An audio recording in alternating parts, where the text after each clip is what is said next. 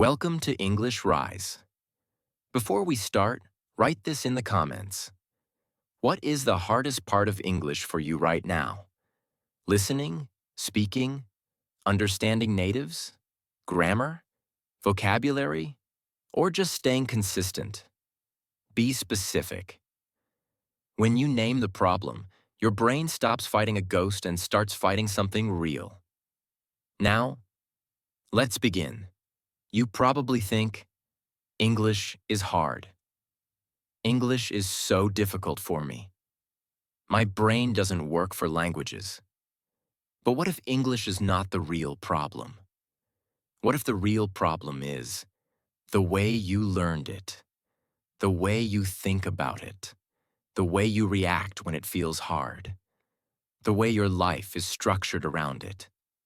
Because here's the truth. English is not easy, but it's also not impossible.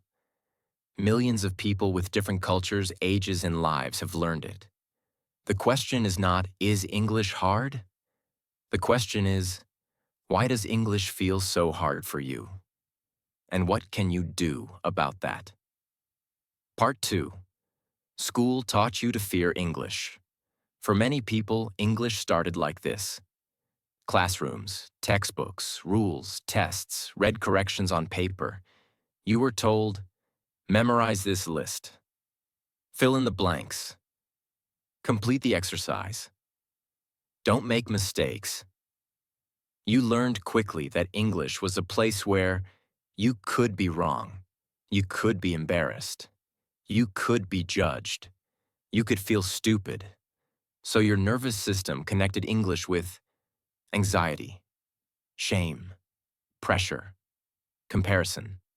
Now as an adult, you sit down to study English and suddenly feel blocked, afraid, tense, resistant.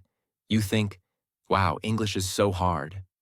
But much of that hard is not grammar. It's emotional memory.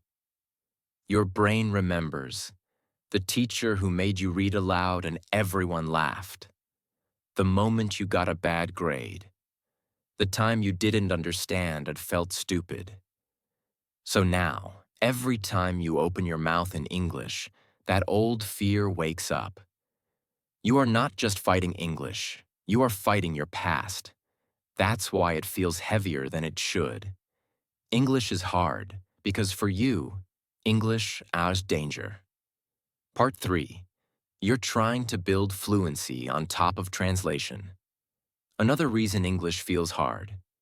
You're trying to speak English with a brain that only thinks in your native language. You build every sentence like this. 1. Think in your language. 2. Translate in your head. 3. Check if it's correct. 4. Then speak. Of course it feels slow. Of course it feels heavy. Of course your mind freezes when the conversation gets fast. You're running two systems at the same time. It's like trying to run a new program on a very old computer. The computer is not broken. It's just overloaded. When you listen to someone speaking fast, your brain does this. What is this word in my language? What is that phrase in my language? What is this sentence in my language? While they keep talking, you fall behind, you panic, you say, my listening is terrible, English is too hard. But often, your listening is not terrible. Your translation dependency is the problem. Your brain is trying to watch two movies on one screen. To make English feel lighter, you must slowly move from think in my language, translate, speak, to see, feel, speak in English, even simply. That transition is uncomfortable. You will feel stupid. You will feel slow. You will lack words. But every time you force yourself to stay in English, even with basic sentences, you are building a new mental path. You are teaching your brain. English is not a code we decode. It's a place we think in. That doesn't happen in 1 week. But if you never push yourself there, English will always feel heavier than it needs to. Part 4. Your expectations are destroying you. There is another silent reason why English feels hard. You are comparing your beginner process with someone else's final result. You listen to natives. You listen to advanced speakers. They speak fast. They sound natural. They don't hesitate. Then you open your mouth and it comes out. Slow, broken, basic, with mistakes. You feel ashamed. You feel frustrated. You think, I'm so far, I'll never get there. This is too hard. In that moment, English doesn't just feel hard. It feels impossible. You forget one thing. You are comparing your chapter 3 with someone else's chapter 30. You didn't see their years of awkward sentences, embarrassing moments, mispronunciations, confusion, repetition. You only see the final product. So your mind creates a lie. For them, it's natural. For me, it's hard. Something is wrong with me. No, what's wrong is your expectation. You think you should sound good much earlier than reality allows. So every step feels like a disappointment. If you expect the gym to feel easy in 1 week, you'll quit. If you expect English to feel natural in 3 months, you'll quit. The problem is not that English is hard. The problem is that you expect it easy. Expect hard, and suddenly you can breathe again. Because the difficulty is no longer proof that you are stupid. It is proof that you are in the process. Part 5. Inconsistency makes everything feel heavier. You often say, I don't have time for English. I'm too busy. My life is chaotic. Sometimes that's true, but many times, no time really means no priority, no structure, no consistency. Look at your relationship with English. You study a lot for 3 days. Then you disappear for 2 weeks. You watch some videos, then stop completely. You start a course, then drop it. You are not walking a path. You are restarting it over and over again. Of course, English feels hard. You are always at the beginning. Think of it like this. Every time you practice, you build a small fire in your brain. If you come back the next day, it's easier to light it again. There are still warm coals. If you come back 2 weeks later, you have to start from cold ashes. You say, why is it always so hard to restart? Because your brain has to rebuild momentum from zero every time. The problem is not only English, it's the pattern, intense, nothing, intense, nothing. Your brain never relaxes into, this is just part of my life now. So it always feels like a struggle. Part 6. English is a lifestyle, not a project. You treat English like a temporary project. During these months, I will focus on English. Then life happens. You get busy, you stop. The project is over. But English is not a project. It's a skill. And skills are maintained by lifestyle. You don't say, for 3 months I will breathe a lot. After that, I can stop. No. Some things must become part of how you live. English is one of them if you truly want it. That doesn't mean studying for hours every day. It means consistent small contact. Some deep practice every week. A brain that knows, we will see English today. That's normal. When English becomes a normal part of your days, it stops feeling like a mountain you must climb every time. It becomes your environment. To make English lighter, shift from, I need to study a lot on some days, to, I need to touch English on most days, even if it's 10-15 minutes of real practice, a small listening session, a short writing or speaking exercise, small but repeated. Your brain loves repetition. It loves patterns. When English is part of your pattern, it feels less like an enemy and more like a familiar place.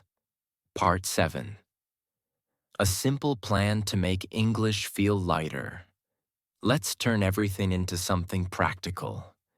If English feels heavy, it's usually because of emotional scars from school, translation in your head, unrealistic expectations, constant restarts. So here is a simple plan to start changing that. 1. Heal the emotional reaction. When you feel shame, fear, block, anxiety, don't just run away. Notice it and say, "This is not about my ability. This is my past speaking. I am safe. I'm just practicing." Breathe, slow down, continue. You are teaching your nervous system that English today is not the same as English back then. 2. Add small English doses every day. Instead of big, rare sessions, do this: 10 to 20 minutes a day of active English. Listening, speaking, reading, or writing with real attention.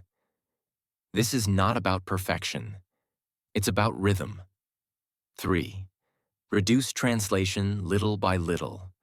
For part of your practice, have a no translation zone. Describe your day in simple English. Speak or write using the words you already know. If you don't know a word, explain it in another way in English. You will feel limited. Good. That limitation is building new mental connections. 4. Adjust your expectations. Stop expecting fast fluency, native speed, perfect speech now. Start expecting slowness, mistakes, discomfort, gradual progress. Then when difficulty appears, you don't panic. You think, "This is exactly how it's supposed to feel right now." And you continue. 5. Make English part of your identity. Stop saying, "I'm trying to learn English." Start saying, "I'm someone who trains English every day or almost every day." Then act like that person for one more day. Just one more. Your brain will adapt to the identity you repeat. Part 8. Maybe English is a mirror. The way you feel about English often reflects how you deal with other things in life. Do you quit when it's hard? Compare yourself and feel small? Start strong and disappear? Expect results too fast? Avoid situations where you can fail? Then English will feel very hard, not because it's evil, but because it is exposing your patterns. And that is actually a gift, because if you learn to stay when it's uncomfortable, continue when you feel slow, respect the process, be consistent even with small actions, you are not just improving English, you are becoming a stronger person. So maybe English feels hard now, but it can become a place where you train courage, a place where you build discipline, a place where you rewrite old fears, a place that expands your world. You are not bad at English. You are early in the process. You are untrained. You are emotional about it. All of that can change, step by step, session by session, word by word. You've reached the end of Why English Feels Hard here on English Rise. You didn't just practice listening. You looked honestly at your story with English, your fears, your expectations, your habits. Use this video as part of your practice. Listen again. Shadow parts of it. Pause and speak your own thoughts in English. Answer honestly. Why does English feel hard for you? Really? And if you want more content that trains your English while changing the way you see yourself and your learning, subscribe to English Rise. English is hard, but you are capable, especially when you stop fighting the wrong enemy.